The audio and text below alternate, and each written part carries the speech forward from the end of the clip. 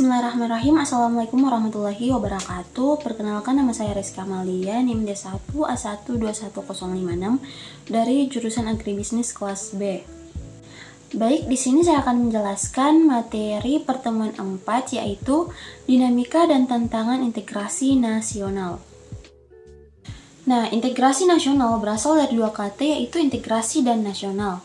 Integrasi berasal dari bahasa Inggris, yaitu integrate, yang artinya menyatupadukan, menggabungkan, dan mempersatukan. Sedangkan kata nasional berasal dari bahasa Inggris, yaitu nation, yang artinya bangsa. Dalam Kamus Besar Bahasa Indonesia, integrasi nasional mempunyai arti politis dan antropologis. Integrasi nasional secara politis berarti menyatukan berbagai kelompok budaya sosial dalam kesatuan wilayah nasional yang membentuk suatu identitas nasional. Sedangkan integrasi nasional secara antropologis berarti proses penyelesaian di antara unsur-unsur kebudayaan yang berbeda sehingga mencapai suatu keserasian.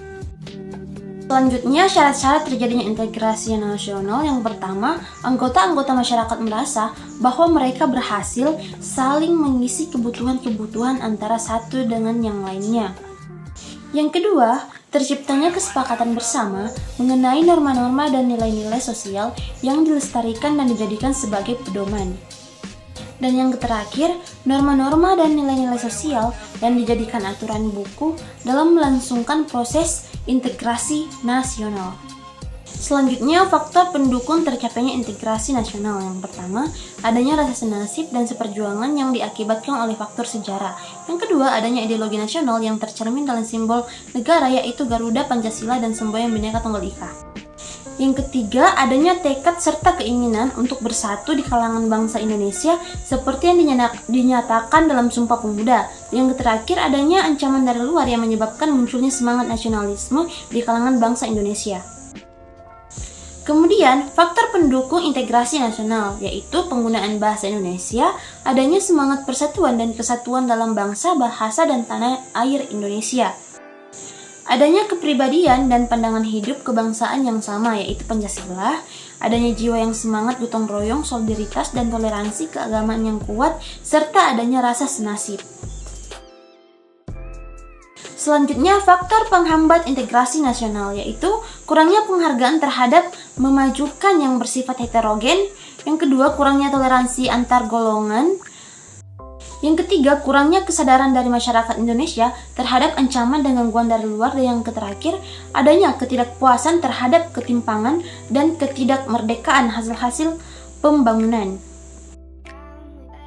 Selanjutnya, dinamika integrasi nasional dalam lingkup mahasiswa. Integrasi nasional tidak hanya tercermin dalam kehidupan masyarakat secara nasional. Integrasi nasional juga tercermin dalam kehidupan mahasiswa. Jika mengingat kembali, proses lengsernya Presiden Soeharto pastinya tidak terlepas dari peran mahasiswa dalam perlengseran Presiden Soeharto dari jabatannya. Para mahasiswa dari berbagai daerah bersatu dan menyampaikan aspirasi masyarakat Indonesia yang selama pemerintahan Presiden Soeharto dikekang dan tidak pernah diberi kesempatan untuk menyampaikannya. Aspirasi yang diperjuangkannya mereka anggap memang harus untuk disampaikan dan didengar oleh pemerintah.